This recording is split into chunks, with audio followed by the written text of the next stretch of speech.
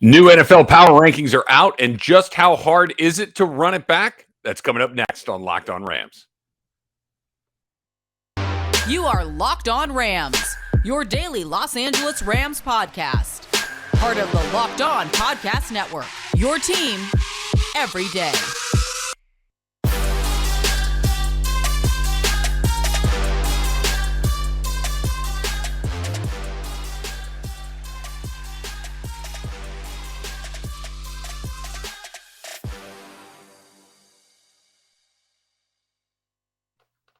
Thanks for making Locked On Rams your first listen every single day, free and available wherever you get your podcast. My name is Travis Rogers. Not only am I your host for Locked On Rams, but I am also the host of the Rams pregame, halftime, and postgame show on ESPN 710 right here in LA. Also, Rams have their first pregame coming up on Saturday evening at SoFi Stadium against the LA Chargers. So if you want to check out a little pregame show, that one's going to start at 5 o'clock. You can do that. You can follow me on Twitter at Travis Rogers.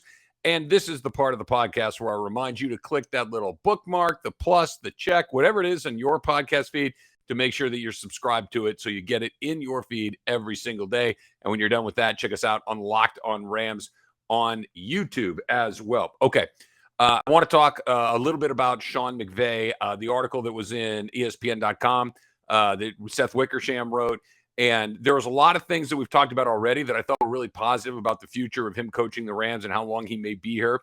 We'll talk about that coming up in just a little bit, and maybe a little bit of the downside of some of the things that I read in there that have, just maybe make you think twice about some things along the way. Plus, we'll talk about Sean McVay's new contract. He made it official, and one of the reasons we didn't know is that the Rams are trying to wait until both he and Les Snead were both extended simultaneously. Well, Snead has not gotten done. McVay has. We'll get into that as well. But let's start right here. A new set of power rankings has come out, and the Rams landed at number 2 on the list, which sounds about right. Buffalo was number 1 on this particular set of power rankings. This is from Touchdown Wire. So one of the reasons that I think that a lot of people are maybe a little bit hesitant to think that the Rams are the best team in the league or that the Rams are going to finish the season at number 1 on the power rankings is because it is just that hard to repeat as Super Bowl champions. This is something from there that I want to read to you real quick. It says, but this is why it's so hard to repeat as Super Bowl champs. Players either retire after reaching the highest possible pinnacle, as left tackle Andrew Whitworth did, or they take the extra money frequently given to free agents with the Super Bowl glow. The Rams still have more than enough talent to get back to the biggest game, but the margin of error may be slimmer than it was in 2021. I think that's exactly right. Here's why. The Rams won the Super Bowl because they played the best over a 3-game period. The Rams won the Super Bowl because Cooper Kupp was amazing. The Rams won the Super Bowl because Matthew Stafford was amazing. The Rams won the Super Bowl because Aaron Donald was amazing and because they have a great head coach and a lot of very skilled veteran players who contributed a great deal to winning these things. A lot of that has stayed the same, and a lot of it has changed, namely Whitworth that we've talked a lot about. Von Miller, who we've talked a lot about, is now in Buffalo, who's number 1 on this list. But let's just talk about some of the bounces that they had to get. And I think it's just a really good explanation and an understanding of why it has been the better part of 20 years since somebody has won back-to-back Super Bowl championships. Last team to do it were the Brady and Belichick Patriots way back at the start of the 2000s. One missed assignment, one missed dropped ball, one overthrow. Jaquiski Tart drops a ball in the NFC Championship game. If there isn't a cover 0 in the divisional round against Tampa and Sean McVay doesn't know that that play's coming at the exact right time and calls the for the love of the game route, and Matthew Stafford doesn't throw it perfectly, and Cooper Kupp doesn't catch it, and Matt Gay doesn't knock down a relatively lengthy field goal to win this game, we're not talking about any of this. If San Francisco doesn't beat Dallas in the opening game, we might not be talking about this because San Francisco doesn't go into Green Bay and beat Green Bay. Aaron Rodgers walks right down the field on the opening drive of the game to get a touchdown. And then shortly after that, there's nothing. They don't get anything going. And then they block a punt and they get a score, and we know how that one ends. We know that Tom Brady, like we just talked about, is getting ready to do to the Rams what he did to the Falcons in the Super Bowl a few years ago. And the Rams somehow, some way stopped the bleeding. That never happens. You never have a team that has a huge lead. The Rams had a 27-3 lead in the second half. And here it comes. And the wave after wave, mistakes and interceptions and bad snaps and all of those things, you almost are never able to stem the tide when things like this are happening. And the Rams were able to do it. They play San Francisco. They get a home game. And I know we've spent a lot of time talking about the home field advantage that the Rams have, in particular against the San Francisco 49ers, but they get to come home. They don't have to go on the road to Green Bay. They don't have to go on the road to San. They're at home at this point in the NFC Championship game. And Jaquiski Tartt just drops an interception. If Von Miller's not there to make a play, if Odell Beckham Jr. is not there to make a play, if Darius Williams isn't there to make a play, if Cam Akers, fumbles again, all of these things added together. It's not just one play, but this isn't just a 3 or 4 minute spiel talking about all of the things that needed to break exactly right for them to win this thing. And it did. And look, you watch sports. I watch sports. You live life. We all do. Sometimes it goes your way and sometimes it doesn't. And if we're being honest about it, it's about a 50-50 break, right? That you're going to get you're going to get your fair share. Ooh, man, that really helped. That could have gone another way and who knows what happens. And you have that, man, if we just get that one break, we win, but it went the other way and we ended up losing. One of those things could go the other way very, very easily. Instead of Von Miller being there, it's somebody else, right? It's Terrell Lewis. And okay, is that the same? It's not the same guy. Instead of having Darius Williams there break up a play, maybe it's one of the kids that they drafted, late in the 2022 draft. Maybe he's not up for it. Maybe Matt Gay, who was terrific last year, pushes that field goal just a little bit and it misses and it goes into overtime. Tom Brady gets the ball and does to the Rams what Patrick Mahomes did to Josh Allen. These are all of the things that go into this, and these are all of the things that have to break the right way because the Rams, and again, this is not a Rams-specific thing.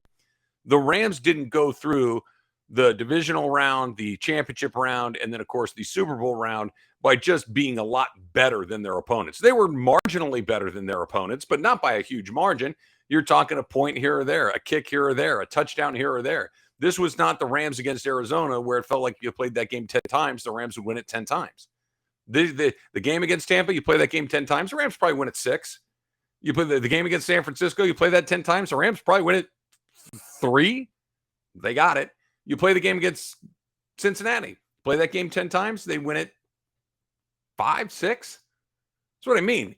All of those, you had to be on the right side of the odds a couple of times. You were on the wrong side and got lucky a couple of times. And you make your own luck. I understand that. But with all the guys gone, with all of the guys that are still out there, with all of the breaks that you got along the way, you going to get those to happen 2 years in a row? I don't know. I hope so, because I don't know if there's any team in this league that is light years better than the other ones. And look, this is what makes the NFL so fun, right? We never really know exactly which team is going to be that team. Like, oh, yeah, they're just a lot better than everybody. Doesn't happen a lot. Once Kansas City, a couple of years, they're just better than everybody. And they won the Super Bowl because they were just better than everybody. Doesn't usually go like that. I don't think the Rams have that kind of team. They have a team like they had last year, which we're going to be really good. We're going to be in the mix. We're going to be a really tough out. And if you give us just a little bit of room, we're going to be able to slide through it. But certainly a team that could lose a playoff game and it wouldn't feel completely out of left field. So I think that number 2 in the power rankings feels about right. And for all of those reasons, because it's really hard to stay on top for 2 years in a row. All right, so Sean McVay has a new deal. What does that mean for Les Snead?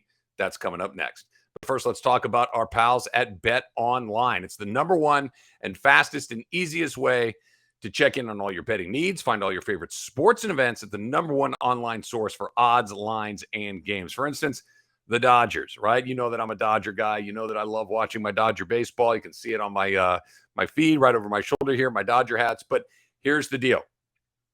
Those odds are not going to get any shorter. So you just go check it out at betonline.net and see if you want to maybe get in on something like that. Head on over today. Use your mobile device to learn more about the action happening right now. BetOnline, where the game starts. So not a huge surprise that the Rams and Sean McVay came to an agreement to extend his contract, right? That when you win the Super Bowl, you get a new deal, you get a little bump, you're the toast of the town, all of those things that come along with it. So I think everybody knew that Sean McVay ultimately was going to get a new deal. He was asked about it last month. He said, yeah, I like the direction that we're heading. The fact of the matter is it was already done. He's already signed an extension with the team. No details of the deal have been announced quite yet. But he did say that he and the team had agreed that they were going to wait to announce his extension until they had gotten Les Snead done as well, that they wanted to announce it as a pair. Here's what McVay said earlier. Les and I have always been a pair. We wanted to be able to kind of announce that when both of us had gotten done. Mine is done. Les is in the process of that. But I think in respect to wanting to show the partnership for us, I said, you guys will know when we both get done. And that was kind of how I addressed it. In other words, he said before it wasn't done. It was, it's one of those little white lies that you tell along the way. No big deal. I do think it's interesting that those guys are as connected as they are. And I think it's fair, but I do think that there's a little bit of a wrinkle to it. And the wrinkle is this. Les Snead is really good at what he does. I've had a chance to talk to him a little bit over the last few years, and I really like him. And I think that he's excellent at what he does. And I think that he did the thing that takes the most courage that there is to do when it comes to running a team, and that's go against the status quo. Right? It's really easy to hold on to your number one draft. Say, look, these are number one draft picks. They're the most valuable asset we have. They're good players that you don't have to pay right away. You get a chance. You get the right guy in the right spot. You can really juice your team, et cetera, et cetera, et cetera. That's how about 29, 30, 31 of the other NFL teams operate. And Les Snead said, you know what? You can have my picks. I'll take Jalen Ramsey. You can have my picks. I'll take Matthew Stafford. You can have my picks. I'll play half a season with Von Miller and see how it goes. And there's multiple examples of this where they've gone in and just said, look, you have the picks, I'll take the players. Now, it's really easy to say, duh, right? When you have the pelts on the wall that you've won a Super Bowl and say, well, yeah, sure, that's the right way to do it. No one thought that this was the right way to do it when he started doing it. The risk was massive. And as we all know, super teams, right? The teams that are loaded up with star players from other teams very rarely are greater than the sum of their parts are usually less than the total, right? Or whatever that expression is. I butchered it, but you know what I'm getting at.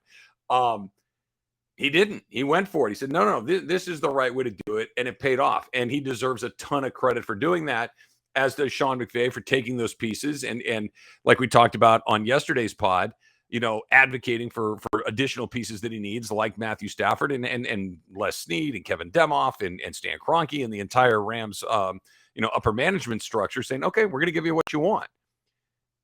Les Snead's very important to what they do.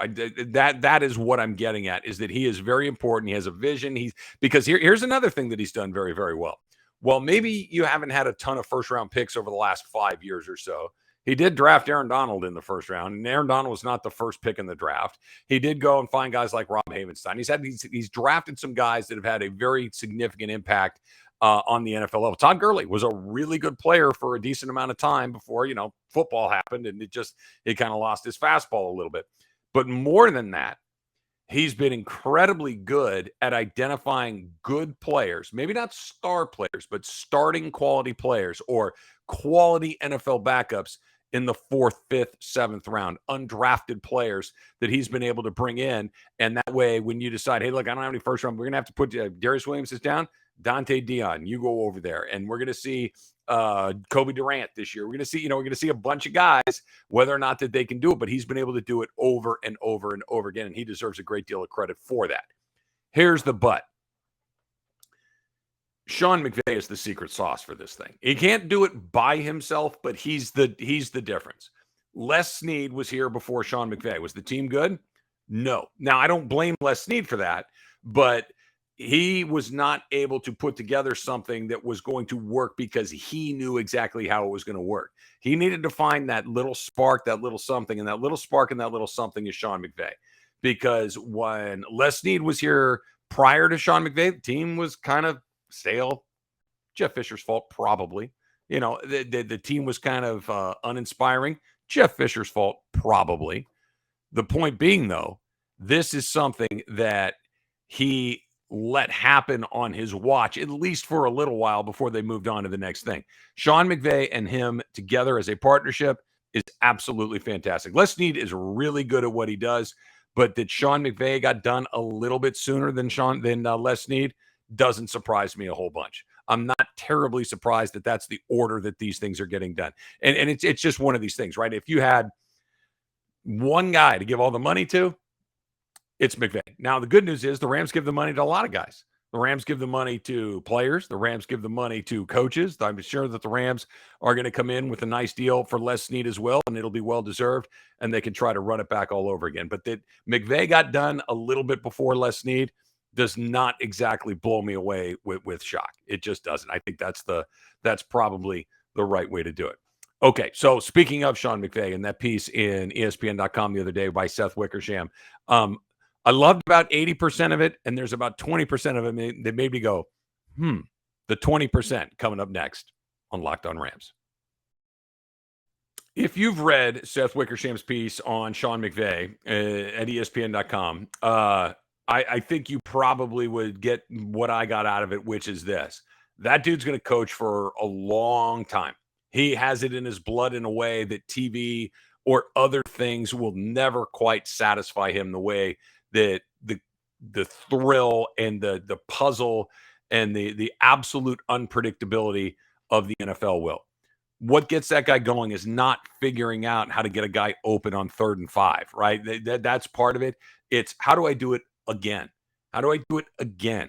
How do I do it again when everybody knows that these are the other ways that I do it? How do I do it again after it didn't work the last time? That's the puzzle that gets these guys, to be those guys, that Bill Walsh is Bill Walsh and Bill Belichick is Bill Belichick, that there is no, hey, look, I've won a Super Bowl, or in Bill Belichick's case, I've won 50 Super Bowls. And, okay, I got this thing figured out. Every little thing that they learn kind of opens up a new thing like, oh my gosh, I didn't know how much I didn't know. That was the major takeaway for me, that he's going to be here for a while, and he's, hearing his parents talk and his wife talk, that he is committed to this. No calling, some terrible Thursday night game for Amazon where I don't know, it's the Seahawks and the Jags. I don't think it's going to provide the same amount of juice as being on that 3rd and 5 in the fourth quarter of the NFC Championship game and trying to figure that out, and the problems that come along with that and the juice. And he likes the juice. The problem, though, is the flip side of that. Some of these guys, and reading the story, and he's up at 2 a.m. pacing and trying to figure it out, and he doesn't sleep much. And even when he's trying to relax, he's still incredibly intense. And I think if there's any one word that probably describes Sean McVay better than any other word, it's intense, right? It's in this focus or concentration or whatever it is, but he's not one of those guys that can check it at the door, right? This is not Allstate where you come home from work and you say, all right, yeah, I sold a few policies today. Let's go to the kids' Little League game. Doesn't work like that. It's all consuming, and you have to figure out how to manage your life like that. Some people can barely do it, and those are the best ones at it. Those guys that can kind of, sort of, maybe a little bit keep it together on the home front and manage to be incredibly successful. And I'll give Jeff Fisher credit for this, right? That he was in the league for a long time and had some success, and then I think kind of, maybe didn't put in quite as much into it at the end as he had at the beginning. Okay. Sean McVay is not wired like that. If he puts in 100% in year one, he's going to find a way to find 101.1, right? And then he's going to look for more and for more and for more. Living the life that he lives in the city that he lives it in, with the pressure that comes along with being the head coach of the Super Bowl champion team and the most popular sport in this country, the pressure is immense. And the defeats are crushing, and the unhappiness and the things that come along with losing are indescribable to these guys. I've been around professional athletes, coaches, when they lose. It's not like when you go and lose a $5 Nassau to your buddies playing golf. It's not the same. It consumes them to a level that's deeply unhealthy. He's got that. He's got that. Now, the good news is, and I thought this was interesting in the piece, that he goes, I've never had to coach a team that was in a really bad spot. He was talking about Zach Taylor, who's the coach of the Bengals, and he said the admiration he had for him. Zach Taylor won 6 games combined in his first 2 seasons in the NFL. Now, they went to the Super Bowl in the 3rd year, but Sean McVay showed up and went 11-5. And then the year after that, he went to the Super Bowl. And then the air quotes, the bad season, they were 9 what would that be? 9-7. Okay, that was the bad year. And he said it ate him up inside. What if they have a couple of years where they're not a good football team? How does he respond to that? How does he deal with that? What does his body allow him to do at that point? What does his mind allow him to do at that point? This is not hey, everything's cool, everything's happy-go-lucky, and very few of those guys are like that. Like I don't know, maybe there's a Pete Carroll out there who seems to be able to wear it reasonably well for a long period of time. I don't know if Sean McVay has that in him. I don't know if he's not more like Dick Vermeil of he's going to burn it like crazy for about 10 or 15 years. And you know what? I got to go take a break. I may go do some TV for another 10 or 15 years. And then maybe I got a little perspective. I'm a little older. I can come back and try this again, maybe do it a little bit differently as far as the social components of it go. I don't think that he's going to fall into that because I don't think that he can ever admit defeat. And I'm not talking about football defeat. I'm talking about I need to step away from this. This is not good for me. He's that guy. And how long he can do that, I think is a real question. And that's why a guy like Raheem Morris, who went to him last year, I thought this was an incredibly interesting part of the article, was Raheem Morris, who'd been a head coach in the league, a young head coach in this league, and knows the responsibilities that land on the head coach that don't land on anybody else in the organization. And he went to him and he said, hey, you all right? Not like, hey, do you know how to, convert this 3rd and 2? But dude, are you okay? Are you doing okay as a person? And McVay, to his credit, was like, no, man, I'm really not. And they had a nice long conversation about how to kind of work their way through it and how to be a leader in that moment. And it's good news that McVay will take counsel. It's a little interesting that in the season that he won the Super Bowl, he was having some really, really dark moments along the way. Something to think about moving forward with the Rams. He'll be here this year and a couple of years after that. As the details of those contracts come out, we'll certainly spend some time talking about him here on Locked On Rams. Thanks for making us your first listen every single day. Now make Locked On Fantasy Football your second listen. Find the intellectual fantasy expert, Vinny Eiler, who brings over 20 years of NFL expertise and a unique angle to give you the moves no one else has. Get ready for your fantasy draft with Locked On Fantasy Football. Until next time, whose house? It's Locked On Rams house.